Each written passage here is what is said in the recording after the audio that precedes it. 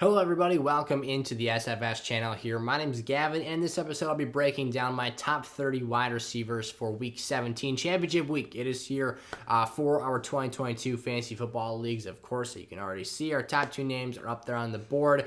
I actually talked about this in the running backs episode, but in case you haven't seen that one yet, we're recording this a little bit later than I typically do due to holiday seasons and myself traveling, not necessarily having a studio set up at all locations at all times here. So we're recording this a day after I would typically be posting it. So that's actually beneficial in a way because we now have some extra insight and information into injury reports. We found out about things this week like the Derrick Henry doubtful listing, as well as Derek Carr being benched, obviously having implications for guys like Davante Adams, all kinds of wild stuff. Seems like there's been a ton of bad luck this season. I apologize if your fantasy teams have been getting crushed by that, and pass some good luck around. Let's smash that like button before we get started today. But for our first tier here, move left to right for numeric rankings, starting out with Justin Jefferson taking on Green Bay.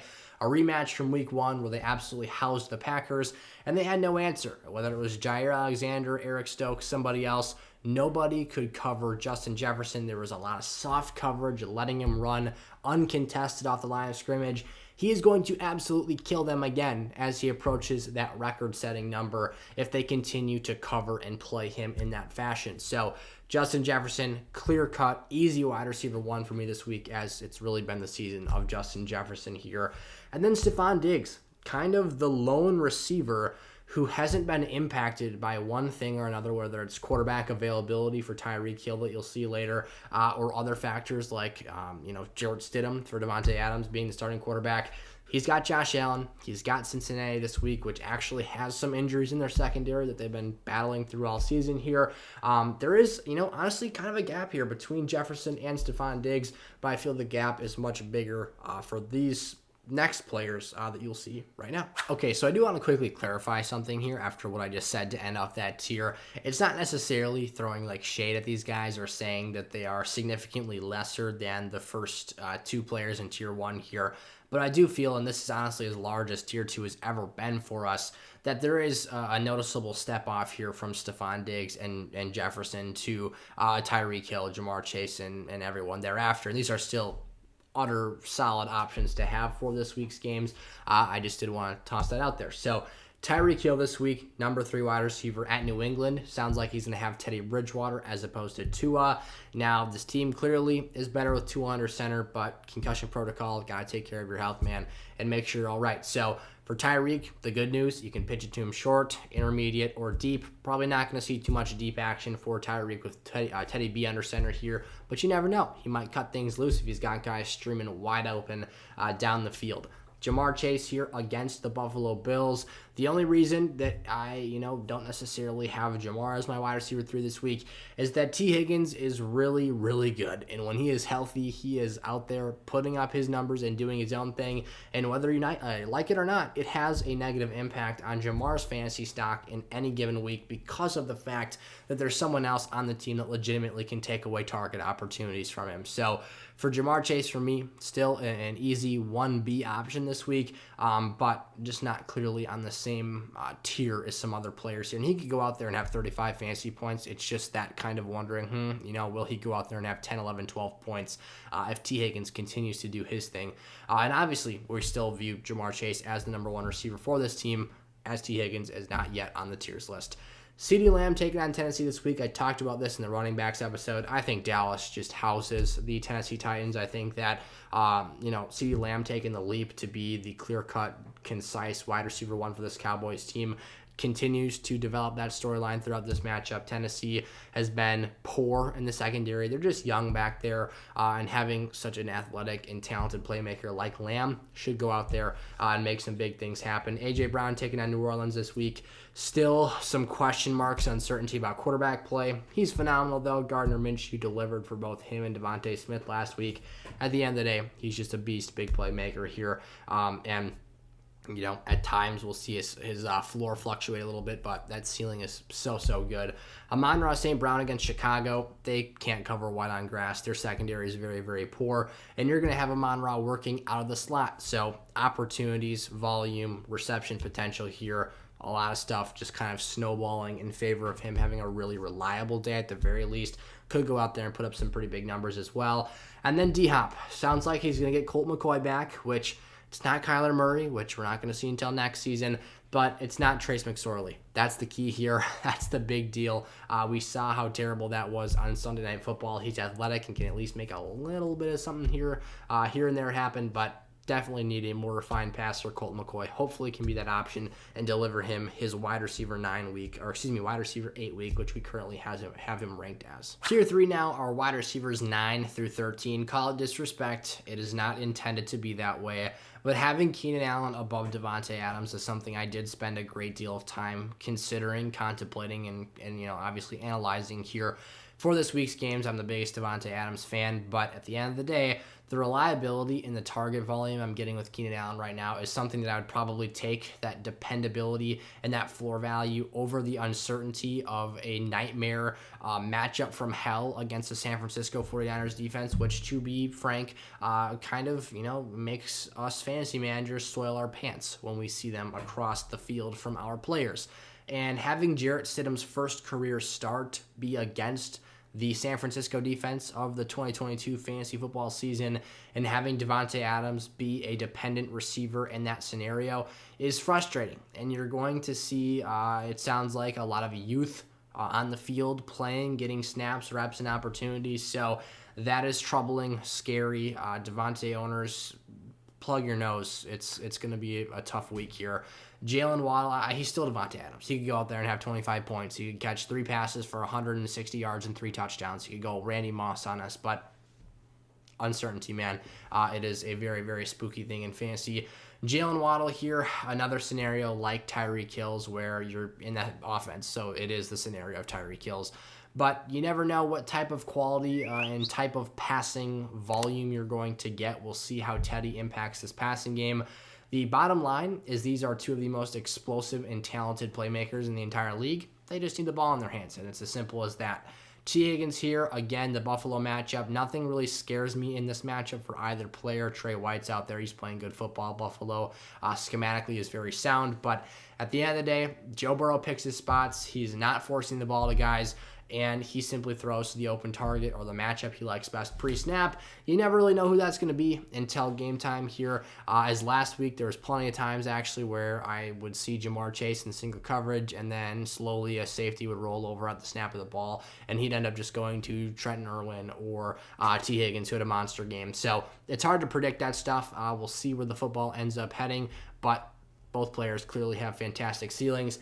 And then DK Metcalf, the reason he is so low, he's got the Jets, their defense. I still have a large amount of respect for them. You've got Mike White back. That makes this entire team better. And, the bottom line here for the Seattle Seahawks is their offense has regressed. That is an undeniable fact, and that's had an impact on, obviously, everyone surrounding Geno Smith. So unfortunate situation to be in here.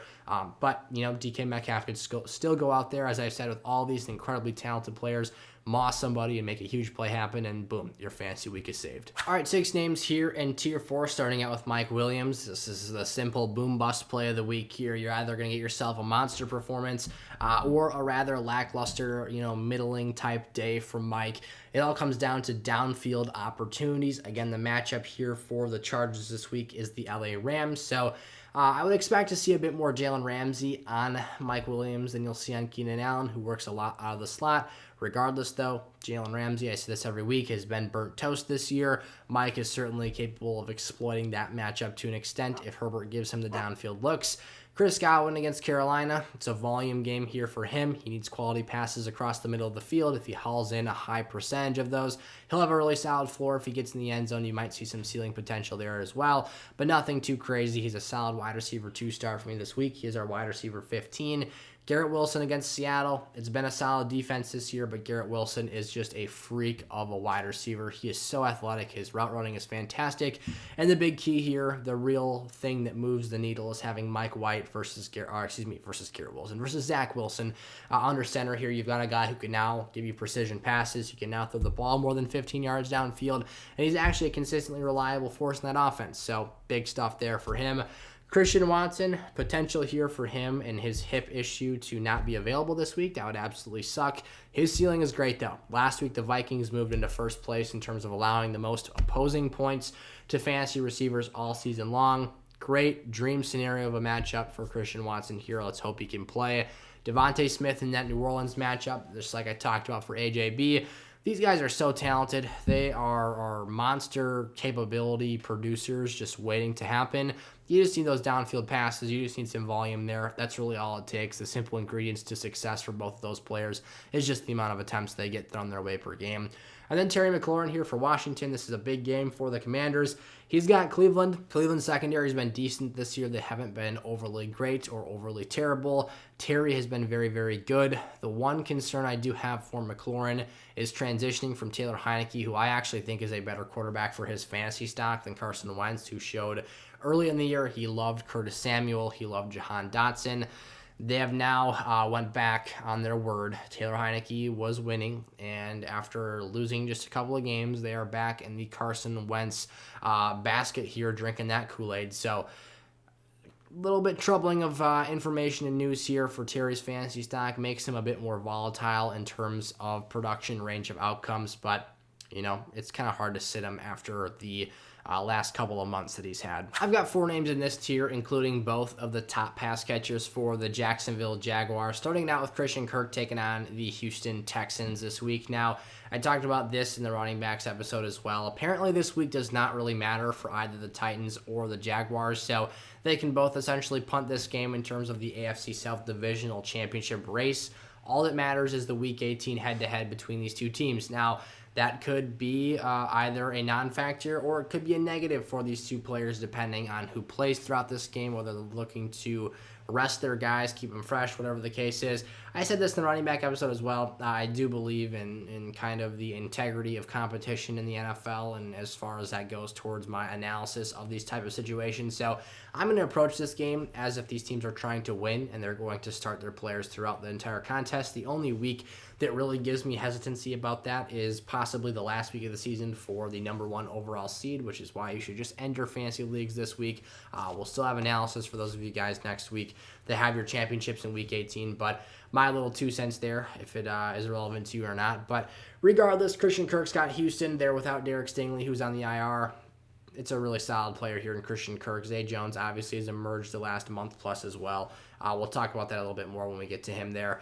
Jerry Jeudy, unfortunately, did leave practice with the trainers here on Wednesday. However, he does have Kansas City Week 14 in that matchup. He had a hat trick in terms of 3 touchdowns. He's been really solid this year when healthy. That just has been kind of the problem. He has not been healthy at points of the season. So you're looking at a guy here that you just need to get on the field and hopefully be somewhat capable of producing at an optimal level here. He's had, 64 yards or more, I want to say, in 4 consecutive games. He's also had 8 or more targets, I believe, in his last 3 games. So you're seeing good stuff from him here. You just need competent passing from Russ. DJ Moore's got Tampa Bay. DJ is simply boom or bust. It depends on how much volume he gets or downfield passing attempts. Darnold has been playing well, clearly the best of the 3 starting Panthers quarterbacks this season, but what it does come down to at the end of the day is, again, quality targets downfield or the volume. He has a very sporadic range of outcomes. And then for Zay Jones here, he has been a volume beast, averaging 9 targets per game the last 5 weeks of the season. This is actually week 16. He had 4 targets, his lowest total since week 8. So definitely has been on the rise here as of late. This matchup against Houston, as I said, no Derek Stingley. I think that plays particularly in the benefit of Zay Jones, who lines up on the perimeter. Hopefully him and Trevor Lawrence can connect for some large chunk plays this week. Tier 6 here, just 3 names, starting it out with Amari Cooper, who has the Washington Commanders. Now, for this matchup, we are not in Cleveland, thankfully, so hopefully no negative or minus temperatures here. But for Amari, he did make some big plays in tough weather last week. Hopefully his hip is getting a little bit healthier here, and not necessarily something we keep talking about as, a limiter in terms of his ability to produce at a high level, but he has not been the player I expected him to be with Deshaun Watson, hence the reason he is ranked as a wide receiver 3 for this week. But at the end of the day, I did see some positives last week, and hopefully we can carry that here into week 17. It's, a hit or miss matchup. We'll see what ends up playing out. Brandon Ayuk, I love this ceiling. The efficiency last week was fantastic. A Raiders defense that's poor against the pass here, and still the guy who I expect to be the wide receiver 1 for this team this week. Obviously, Debo's return is looming here, but we'll see potentially more news and information about that later on. However, for this game, I do still like Ayuk. I see a lot of potential for upside. Obviously, it doesn't take very many looks to get him the ball and get those points up on the table. He had 7 targets, 5 receptions, and 81 yards this past week, putting up a double-digit performance. And then Drake London making an appearance here on the list, a guy who has seen some really good volume the last 3 weeks. The last 2, he has averaged 10 targets per game with Desmond Ridder, and obviously a much different-looking Falcons offense without Marcus Mariota on the field. So volume is the name of the game here in fantasy football. I've said that before here on the channel, and that continues to be a factor for a lot of these receivers. For most of the season, Drake London did not have the offensive overall passing volume to get the job done for fantasy football in this offense, but things may be trending in another direction. He has the Cardinals this week, which is a fairly exploitable matchup. Last up here for Tier 7, we've got Mike Evans, Juju, Michael Pittman, and Deontay Johnson, and frankly, these are just talented players in less than ideal situations for this week, or, not necessarily me having a strong reason to love them. Mike Evans has been a bona fide bust this year. The touchdown production has not been there. He has not seen the typical level of productivity that we're accustomed to seeing from him.